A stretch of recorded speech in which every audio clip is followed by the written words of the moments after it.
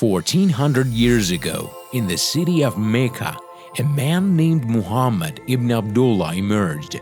Muslims believe he is the last prophet of God, a man known as Al-Amin, meaning trustworthy. His message was simple. People, worship only one God. Abandon idolatry. Be kind. Help the poor. And speak the truth. And if you're ready to fight for saving history, it's time to join the Time Warriors Army. Write in the comments, I'm a member of the Time Warriors Army.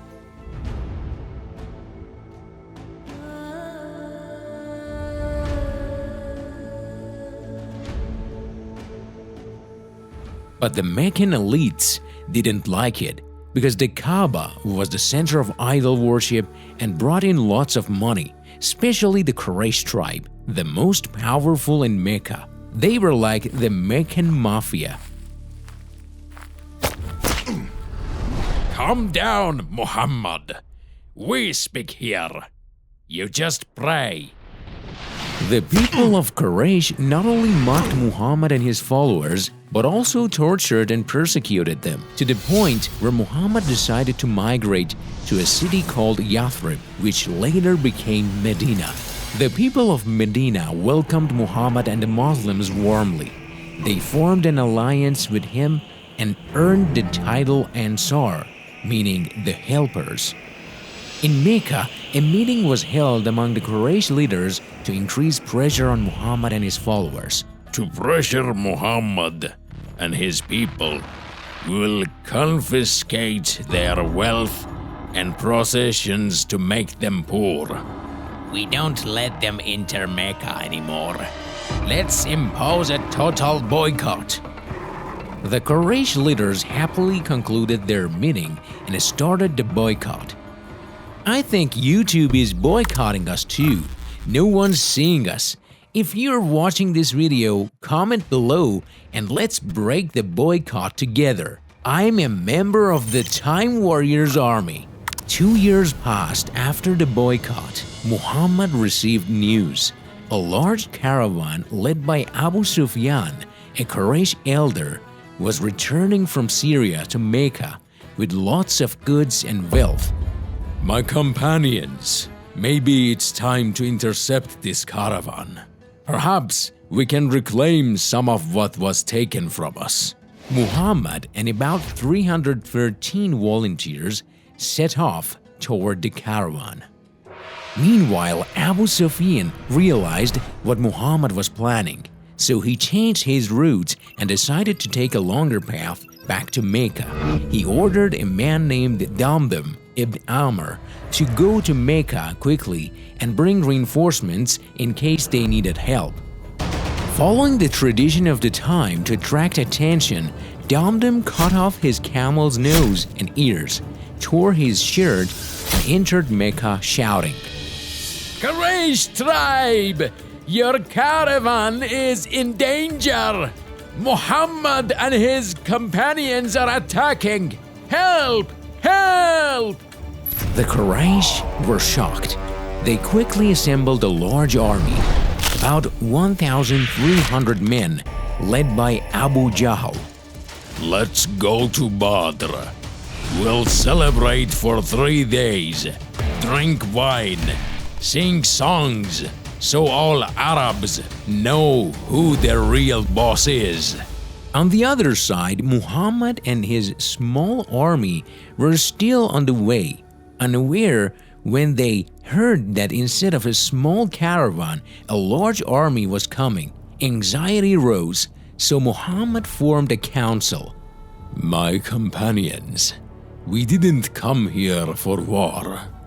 We came to reclaim what's ours, but we are now caught in a battle against an army many times our size. Muhammad, we are with you. Whatever you command, we will do. By God, even if you lead us to the ends of the earth, we will follow. We are not like the Israelis who told Moses to fight alone. Muhammad, we are with you forever. The Prophet was pleased, but he still needed the opinion of the Ansar. who had only pledged to defend within Medina, not outside.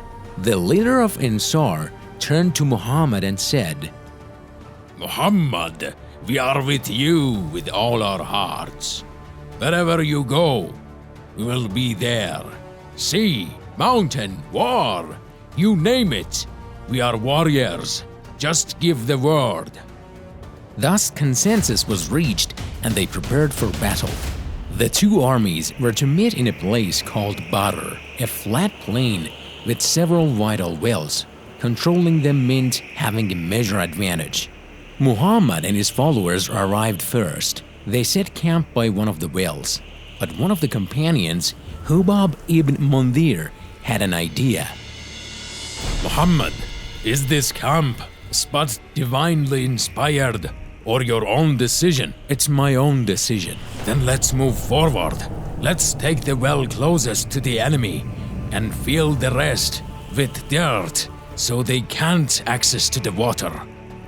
Hubab's plan was carried out. The Muslims sabotaged the surrounding wells the night before the battle, keeping only the one they controlled. They even built a small reservoir for themselves. Battle day arrived.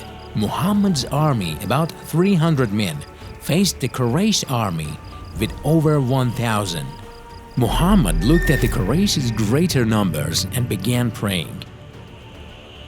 God, help the Muslims.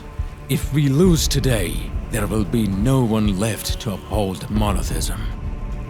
Following Arab tradition, the battle began with one-on-one duels before the full attack. From the Quraysh side, 3 warriors stepped forward. In response, 3 men from the Ansar stepped out. But the Quraysh said, "We have no fight with the Ansar. We want to fight the migrants, our own tribesmen.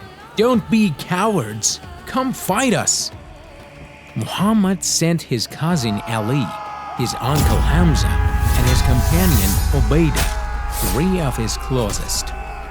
Ali and Hamza quickly killed their opponents. Ubaidah was wounded, but with help from Ali and Hamza, they killed all 3 Qurayshi challengers and won the first round without any losses. Kill them! Today is the day of revenge! Muhammad must be eliminated! Attack now!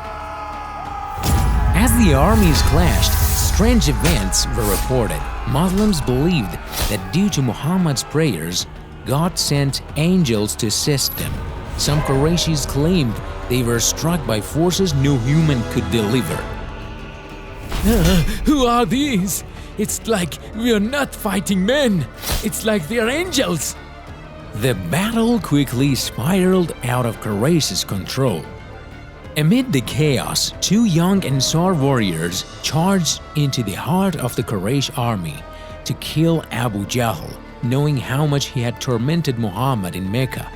They succeeded in their mission. With Abu Jahl dead, the rest of the Quraysh army panicked and fled. And that retreat meant the Battle of Badr ended in a decisive Muslim victory. The Quraysh suffered around 70 dead and 70 captured. The Muslims lost only 14 men. This battle became a turning point in Islamic history.